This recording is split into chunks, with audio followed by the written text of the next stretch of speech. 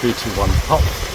We're on the edge of the north ridge of Stob Ban, and we're just above the contact with the granite.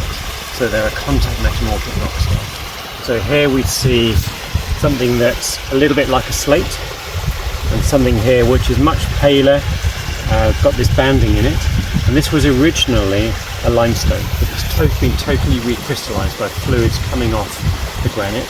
So this is now a very, very strong, hard, what's called a skarn rock, and all of the grains, because it's recrystallized, all the grains are really, really very well interlocked.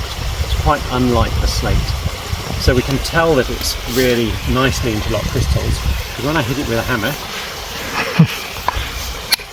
it's got that really nice bright ring, whereas the slate has a much duller sound.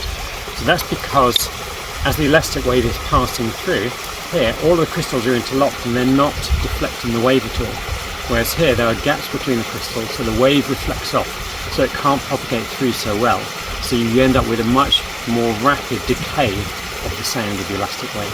So it's a really nice way of telling how well bonded rocks are, and it's typical for contact metamorphism that you get this.